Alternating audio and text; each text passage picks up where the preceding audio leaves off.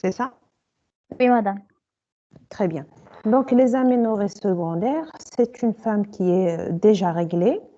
Au préalable, il faut savoir, il faut connaître les mots-clés de ce cours.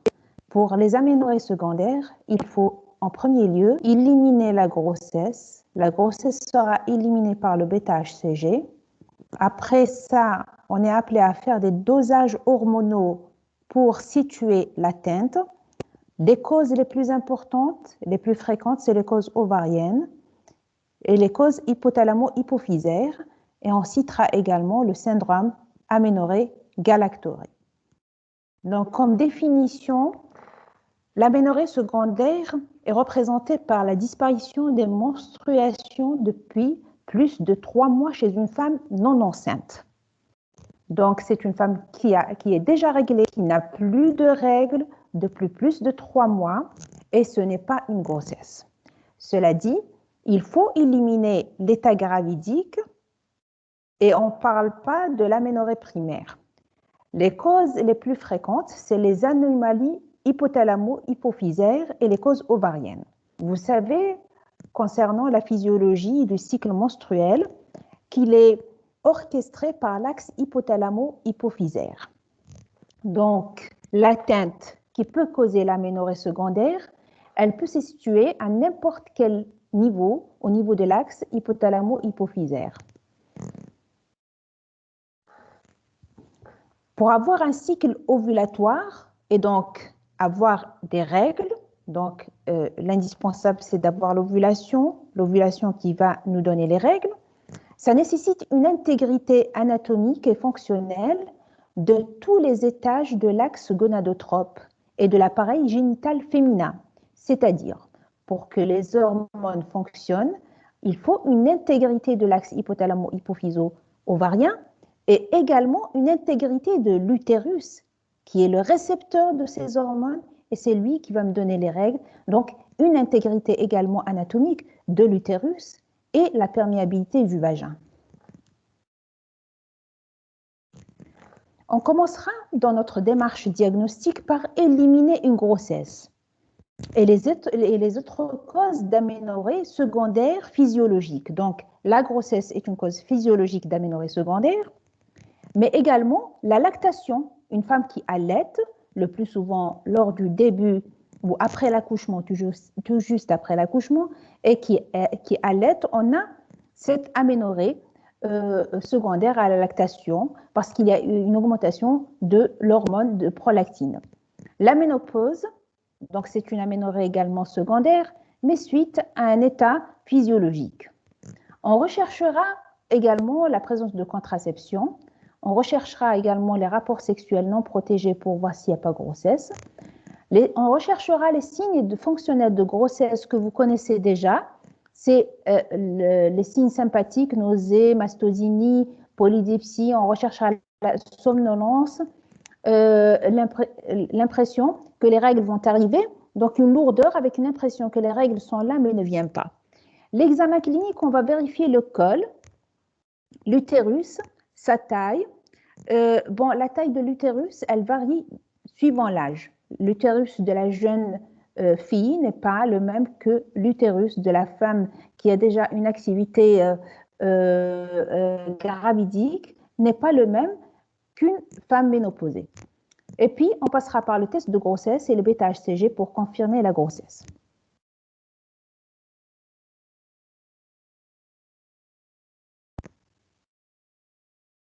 L'interrogatoire, comme tous les interrogatoires, comme l'interrogatoire également de l'aménorrhée primaire, on recherchera les antécédents. Il sera ciblé. On recherchera notamment l'âge de la ménopause de la mère et de la sœur. On recherchera l'âge des premières règles, les caractères spontanés ou provoqués, les antécédents gynécologiques. Si la femme a déjà une contraception orale, le nombre d'accouchements, les suites de couches, comment elles se sont déroulées. On recherchera si elle n'a pas fait une interruption volontaire de grossesse, notamment des curetages, le curetage utérin, qui sont des gestes invasifs sur l'utérus. On recherchera la présence de douleurs pelviennes cycliques ou la notion de stérilité.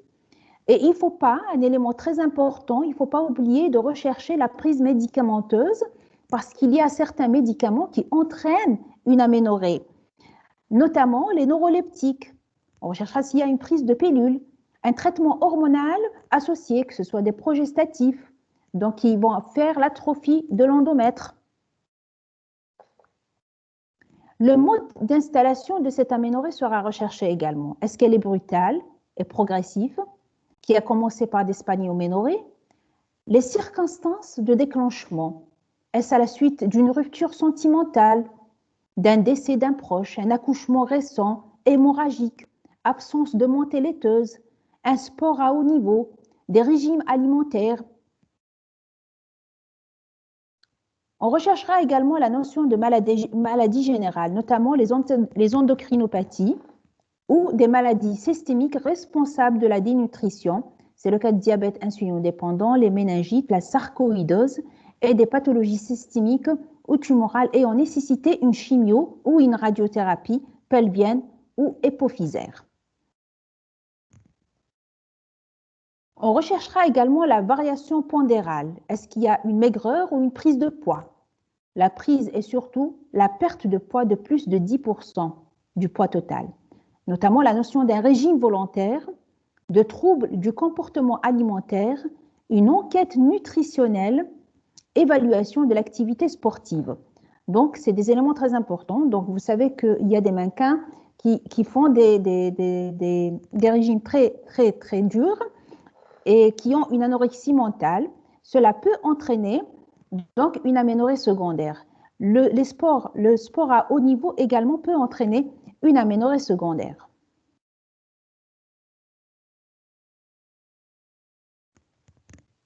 L'existence de bouffées de chaleur qui va orienter vers l'insuffisance ovarienne avec un épuisement du capital folliculaire qui signe la carence en oestrogène. Donc, les bouffées de chaleur, en relation avec la carence en oestrogène, la dyspareunie, la baisse de la libido, la frilosité, l'asthénie. Et on cherchera également, est-ce qu'il y a eu une courbe thermique a été faite. Donc, la courbe thermique normale, c'est une courbe biphasique.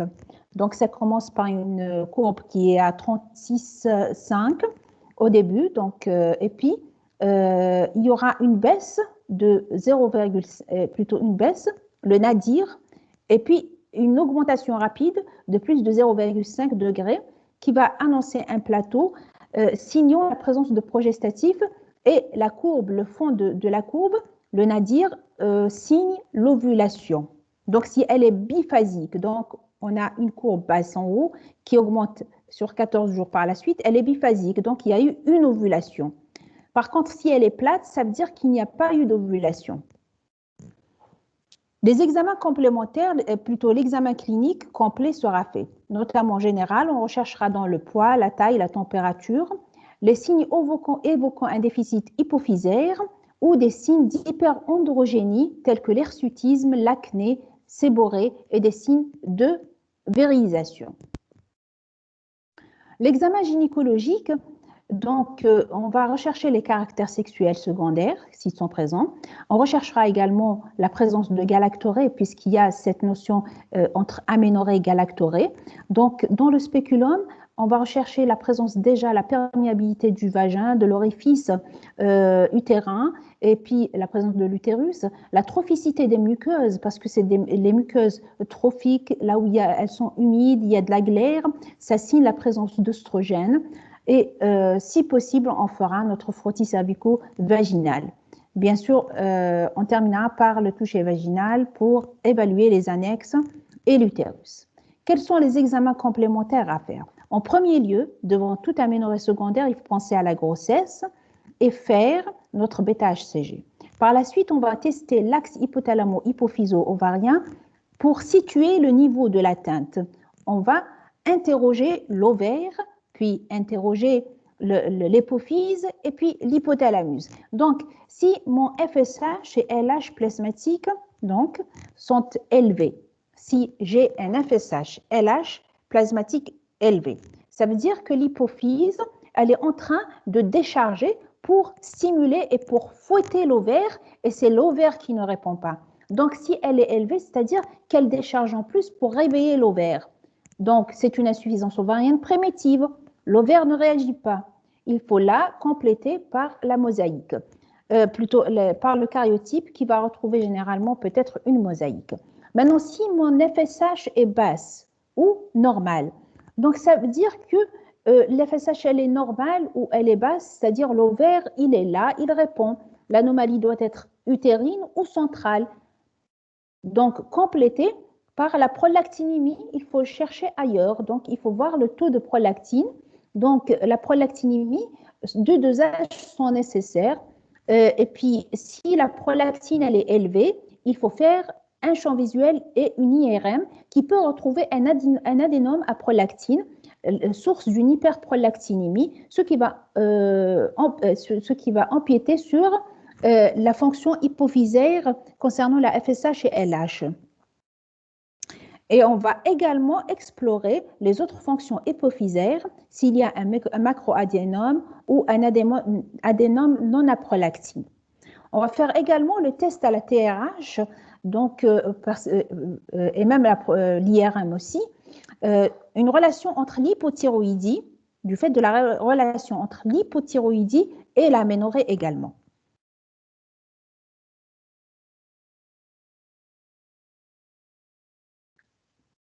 Alors, je veux maintenant savoir cette aménorrhée, elle se situe où?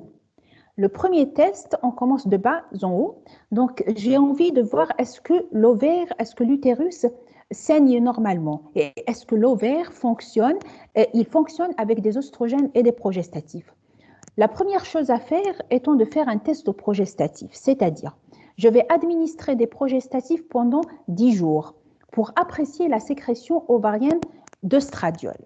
Si l'endomètre est réceptif, ça veut dire que durant le cycle hormonal, l'ovaire a sécrété de l'œstrogène. Cet œstrogène a entraîné une prolifération de l'endomètre.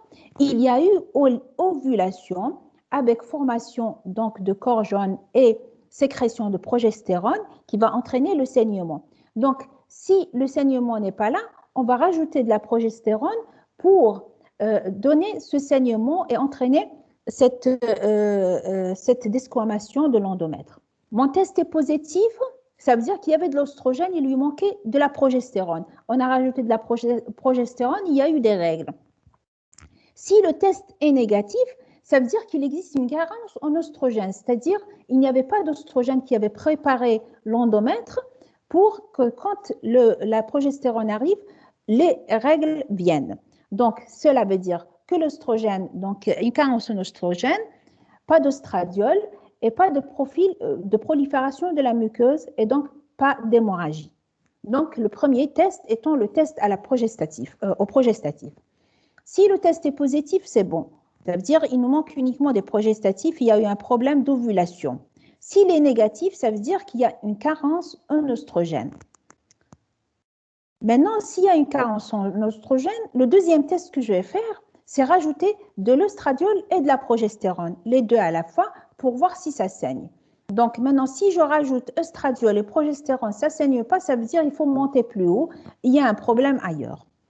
On va doser également les androgènes. Les androgènes, pour les ovaires macropolykystiques, donc c'est la testostérone totale, la delta 4 androsténédione, test donc au synictène avec un dosage de la 17-hydroxyprogestérone, indication du dosage des androgènes en cas d'hyperandrogénie clinique ou familiale.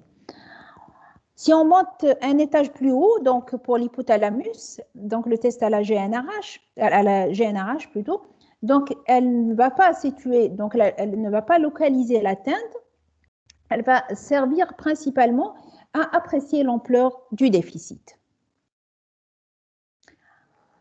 L'orientation diagnostique. Maintenant, on a fait donc notre examen clinique. On a écarté la grossesse qui est le premier signe à écarter. On a écarté toutes les pathologies, les circonstances physiologiques d'aménorrhée secondaire, notamment la ménopause et la lactation. On a fait notre interrogatoire qui a recherché principalement les antécédents dans le début de règles, des antécédents familiaux d'aménorrhée secondaire précoce, de ménopause précoce, de prise médicamenteuse, de chimiothérapie, de radiothérapie. J'ai fait également mon examen clinique en appréciant le poids, de voir s'il n'y a pas de maigreur, s'il n'y a pas une prise de poids, etc. Par la suite, j'ai donné mes tests, mes examens donc hormonaux, mes examens hormonaux. Je vais orienter maintenant mon diagnostic. Orienter le diagnostic de l'aménorrhée secondaire. Donc, il faut connaître la physiologique, toujours grossesse, lactation et ménopause. Il faut toujours penser à la grossesse, on va le répéter tout au long du cours.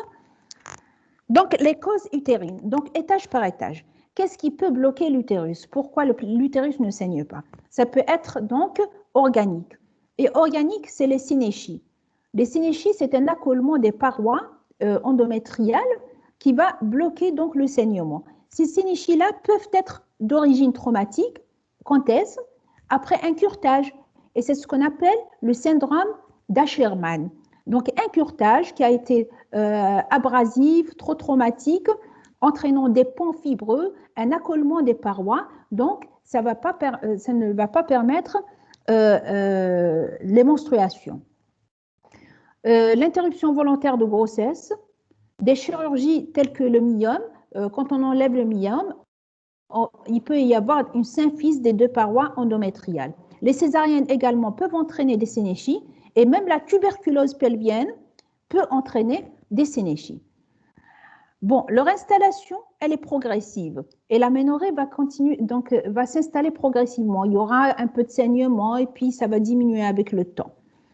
Bon, les arguments, on va trouver ça à l'interrogatoire et quand on fait une courbe thermique, on va trouver qu'elle est biphasique, donc il y a de l'ovulation.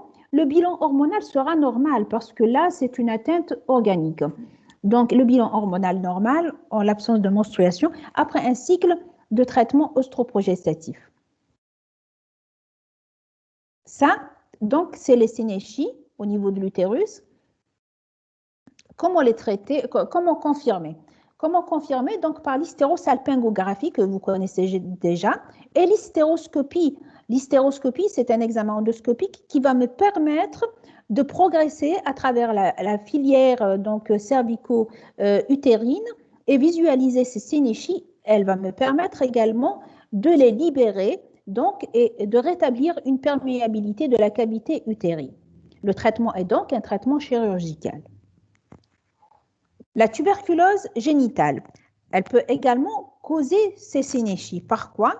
Donc, la tuberculose génitale, elle va entraîner une endométrite, donc une inflammation des parois utérines, puis l'installation également de ponts fibreux et inflammatoires, entraînant les synéchies. Toujours confirmé par l'hystérosalpingographie, l'hystéroscopie, et comme c'est la tuberculose, c'est une infection, donc un prélèvement histologique et bactériologique peut également la confirmer. Il y a également la sténose cicatricielle du col après un traitement local. Parfois, c'est le col qui est sténosé, qui est fermé. Le traitement, donc après une amputation, une conisation. La conisation, c'est-à-dire on enlève une partie pathologique, une partie malade du col, et la sténose va fermer le col. Il y a également les synéchies il y a les aménorrhées secondaires à la suite de l'hystérectomie. Il n'y a pas d'utérus. Deuxième cause, donc on a terminé avec l'utérus, tout ce qui est pathologie, donc les synéchies, donc c'est organique. Il y a les causes ovariennes. Dans les causes ovariennes, on citera l'insuffisance ovarienne. L'insuffisance ovarienne, c'est un épuisement ovarien. Il n'y a plus de follicules, c'est bon, il n'y en a plus. La courbe ménothermique, elle est plate, il n'y a pas d'ovulation. Donc l'ovaire ne répond pas, ça veut dire que la FSH et LH dosées au troisième jour du cycle, elle va augmenter parce qu'elle va chercher à réveiller l'ovaire, mais l'ovaire ne répond pas. Le stradiol, si l'ovaire ne répond pas, c'est lui qui va produire le stradiol. Le stradiol sera diminué. On a également une diminution de l'inhibine B qui est également produite au niveau de l'ovaire. Donc, il y a également la ménopause précoce. Généralement, c'est familial. Et il y a le syndrome de résistance aux gonadostimulines qui est rare. Il y a également l'hypoplasie ovarienne ou la dysgénésie ovarienne partielle. Ça, c'est au niveau de l'ovaire. Concernant la ménopause précoce, donc c'est une ménopause qui survient généralement avant 40 ans. Notion familiale, ou là où il faut faire un karyotype. Le traitement est un traitement substitutif, c'est-à-dire on va donner des oestrogènes, de la progestérone. Les étiologies de cette ménopause précoce restent idiopathiques, parfois familiales, parfois iatrogènes, suite à une chirurgie, à une radiothérapie, à une chimiothérapie, rarement l'atteinte ovarienne auto-immune, donc suite à une maladie auto-immune. Donc l'ovaire, ça c'était au niveau de l'ovaire. Le syndrome des résistances, je suis en train d'expliquer les clés de la pathologie ovarienne. Donc, le syndrome de résistance aux gonadostimulines qui est rare, cliniquement, c'est la même chose que la ménopause précoce. Il est suspecté sur l'absence de réponse en oestradiol lors de l'injection de gonadotrophine, même à forte dose. Le diagnostic est donné par la biopsie ovarienne. Toujours au niveau de l'ovaire et le syndrome le plus connu, le plus fréquent, c'est le syndrome des ovaires polykystiques. Le syndrome des ovaires polykystiques et plus particulièrement la forme la plus typique, c'est le syndrome de Stein-Leventhal. La cause la plus fréquente d'aménorrhée secondaire après la grossesse et la ménopause, c'est le syndrome des ovaires polykystiques. L'étiologie étant une hypersécrétion de la GnRH en amplitude et en fréquence. La clinique, elle sera marquée par des spanioménorrhées. Donc, ce sera des cycles, une ovulation irrégulière, et puis on aura des spanioménorrhées, c'est-à-dire des règles espacées de 3 mois, etc. Puis, aménorrhée secondaire associée à des signes d'hyperandrogénie. Donc, les signes d'hyperandrogénie, c'est l'acné, l'hirsutisme, le surpoids, parfois une acanthose, un acanthosis nigricans. La biologie des syndromes des ovaires polykystiques, on a l'hyperandrogénie modérée dans la moitié des cas, avec une augmentation de la delta 4 androsténodione de la testostérone. Donc, c'est un syndrome virilisant. Oestradiol reste normal en phase folliculaire, mais acyclique. On marque alors une hyperostrogénie relative. Le test à la progestative est positif, ce qui marque l'imprégnation oestrogénique. La LH est élevée par réponse excessive de la GnRH et la FSH est normale ou basse. Il y a une dissociation également FSH-LH, une réponse explosive au test LH-RH. L'échographie endovaginale, elle va montrer les deux gros ovaires avec de nombreuses formations kystiques. C'est un ovaire polykystique en couronne et surtout une hypertrophie du stroma ovarien. Si on fait une célioscopie, on va visualiser ces gros ovaires blanchâtres, très gros, dits en porcelaine. À l'histologie, on retrouve cet épaississement cortical, de nombreux kystes folliculaires et une hyperplasie du stroma.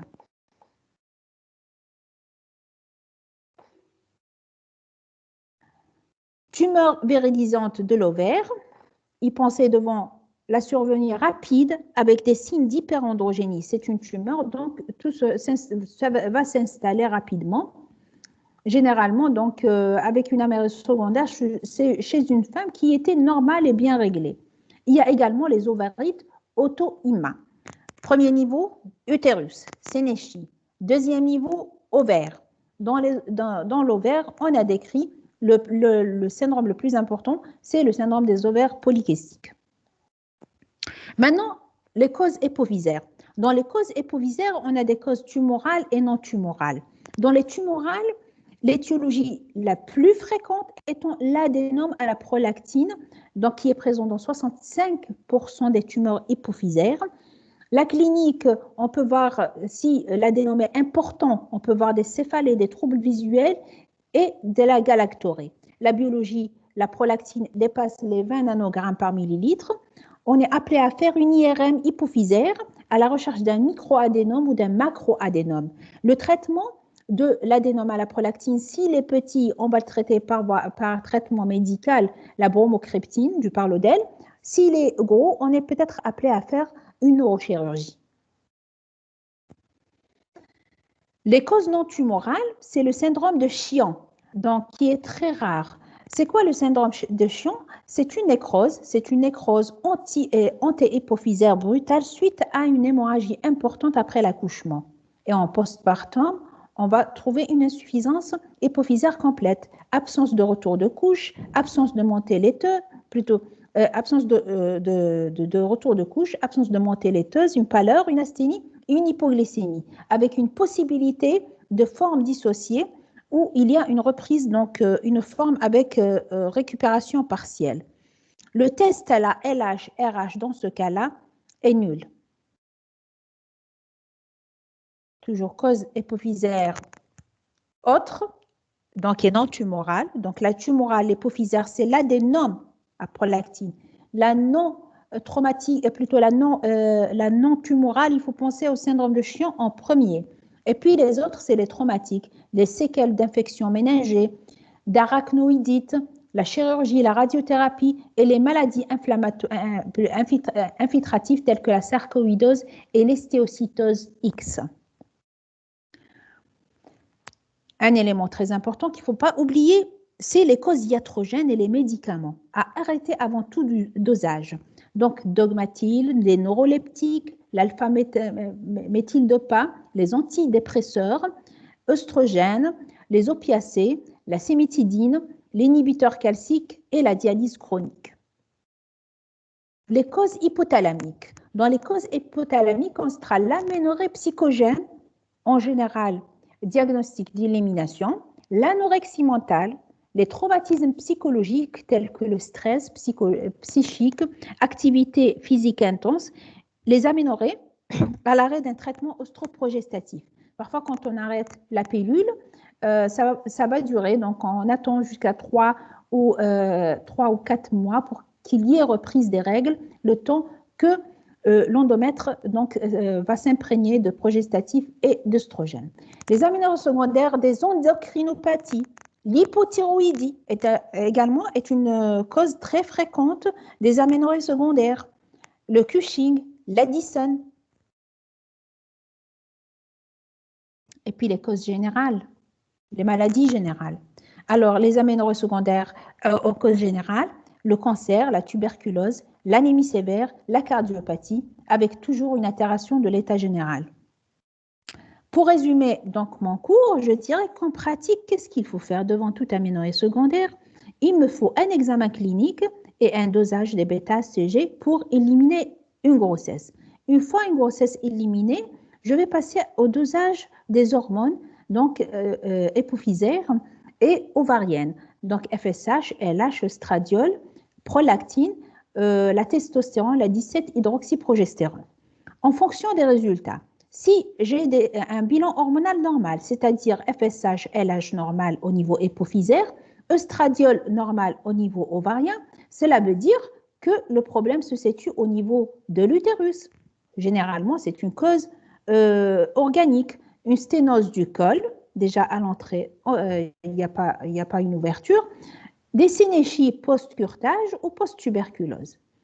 Deuxième élément, mon bilan hormonal révèle une activité hypophysaire importante avec une augmentation de FSH-LH et le stradiol est bas, c'est-à-dire que mon hypophyse est en train de réveiller mon ovaire qui ne répond pas. Dans ce cas-là, donc, c'est des causes ovariennes.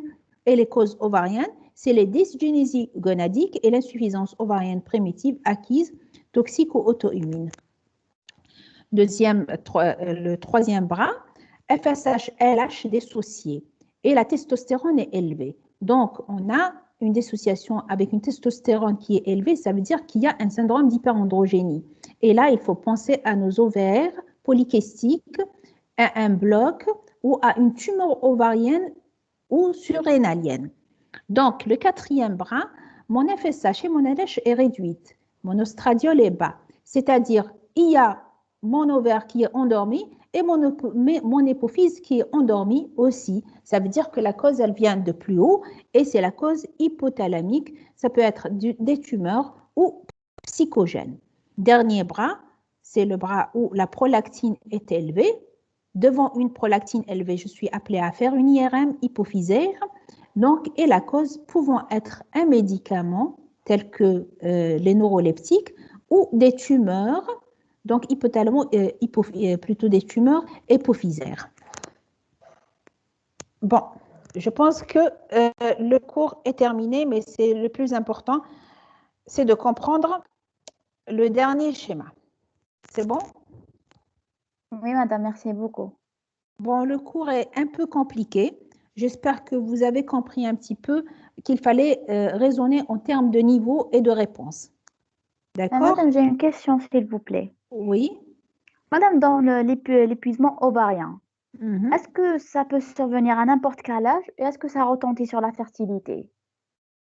Bon, il peut survenir à n'importe quel âge et un épuisement ovarien, ça retentit forcément sur la fertilité parce qu'on n'a plus de follicules. D'accord? Le peu de follicules qu'il y avait ont été épuisés. Et pour qu'il y ait D'accord. ovulation, il me faut des follicules et des follicules de bonne qualité qui puissent augmenter et donner un follicule de 2 graphes. D'accord? Donc, Oui. si maintenant il y a eu un emballage de l'ovaire, ça veut dire que j'ai plus de follicules. Je n'ai pas la matière première pour faire une grossesse.